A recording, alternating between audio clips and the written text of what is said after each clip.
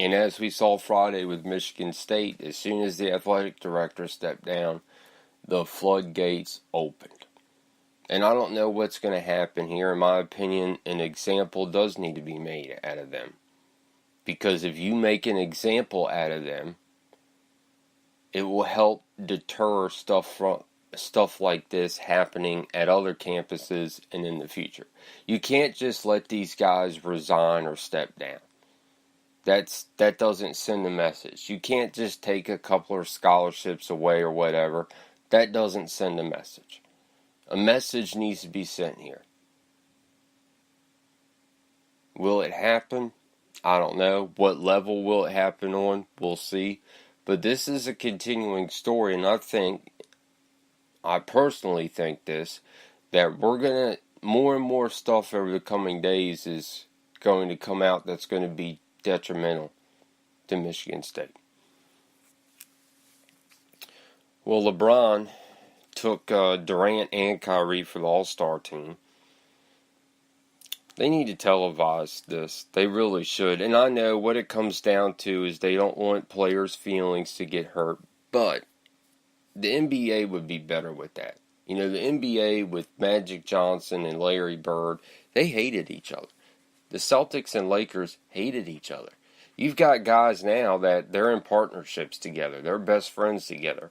We need those rivalries in the NBA. And televising the draft would kind of help those type of situations. Plus, if you're the NBA, that's a big money draw. Televise the All-Star draft. Don't just have an All-Star draft and not televise it.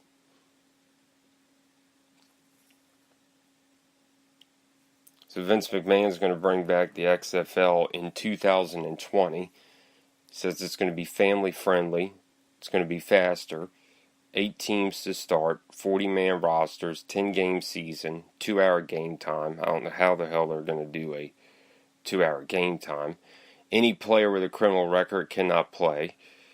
Players won't receive forum to take personal stance on social issues on playing field. It's going to be interesting to see if this works. Arena football is still going. You know, they do that in the summer, and that's really when the XFL would do. They would start late January, so it would be, you know, right when the NFL season is ending. As we all know, back in 2000, 2001, they tried this, and it lasted for one season, and it was absolutely terrible. The football was terrible. The gimmicks around it were terrible. They almost tried too hard. Like, they just oversold it and overdid it as a whole. And what it comes down to is, how's the quality on the field going to be? And I think what it sounds like to me, what they're trying to create here is like a farm system for the NFL. Somewhere that guys can go out of college or whatever and try to build a reputation to get into the NFL. They're trying to create like a D-League for the NFL. And I think if Vince McMahon does it in that way, and does it in a way that, you know, does some things that the NFL has done lately that has drawn fans away from their product, Vince McMahon sees an opening here.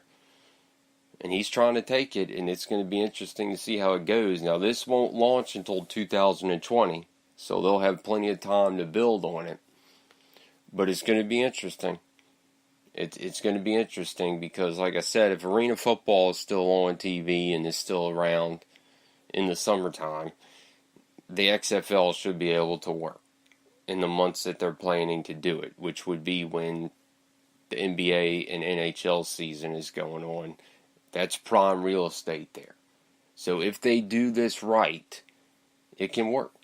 Is it going to be as big as the NFL? Is it going to compete with the NFL? No.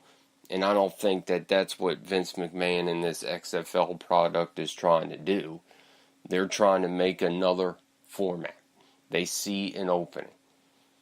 And what Vince McMahon has shown in creating the WWE, and it's still running and going to this day just as good as it was 25-something years ago. He knows what his fans want. He knows what the people want. It's going to be interesting to see how this goes for them. Pro Bowl is Sunday at 2:50 p.m. on ESPN ABC.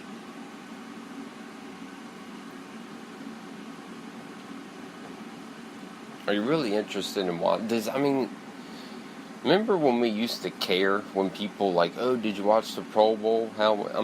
Does anybody really care anymore? I'm interested to see the numbers. I'm just interested to see the numbers. Because we know a couple years ago when it was just god-awful. And it wasn't even worth turning on.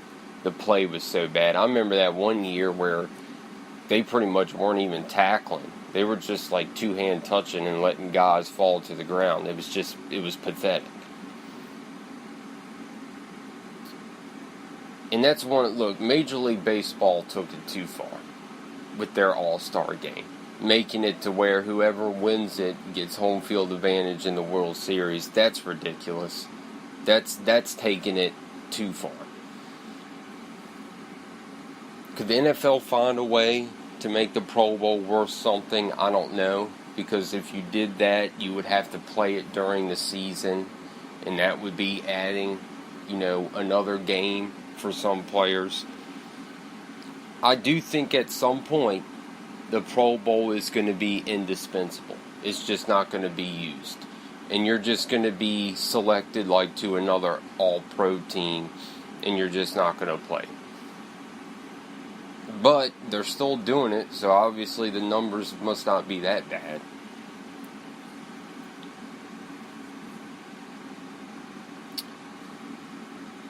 Well, Major League Baseball Players Association lodges a complaint against the Marlins and Pirates, pretty much saying that they're dumping players just so that the owners can fill their pockets with money. No, that's not what they're doing. What they're doing is what the Cubs and the Astros did. And it worked out for them, didn't it? The Cubs, they had to get rid of some top guys. They had to dump a bunch of money. They had to suck for a couple of seasons. The Astros, they had 2 straight seasons where they lost 90 games or more. They had one season where they lost 100 games. They offloaded a bunch of talent, rebuilt. They just won the World Series. So if it's worked with the Cubs and the Astros, why all of a sudden are people complaining about the Marlins and the Pirates doing it? They're doing the exact same thing that the Cubs and the Astros did to win a World Series. Well, Clemens and Bonds, even though they got more votes, they did not get into the Hall of Fame. Will they eventually? Look, we all know there's Hall of Fame guys in there right now that did things they shouldn't have done and used steroids. We all know that. Bonds and Clemens, big names, went to federal courts, a little bit of a higher degree. And if you let them in, that's the outlier here. People are saying, well, if you let Clemens and Bonds in, you're sending a message that it's okay to use steroids in baseball. And that's what it comes down to for Bonds and Clemens. That's why they haven't been let in. And I do think they're eventually going to get it. They're eventually going to get in. They got more votes this year than they have in the last 5-6 years. I do think they're going to get in. But what this comes down to for baseball is, well, if you let them in, you're sending a message that it's okay to do that. Baseball isn't clean now. It wasn't clean then. It's not clean now. It's never going to be. Just let them in. Let the guys in. And I don't think that steroids all of a sudden makes you a Hall of Fame. It's not a super drug, folks. Clemens and Bonds were great players before that. It's not like steroids all of a sudden turned them into Hall of Famers and All-Stars. Does it help? Yes.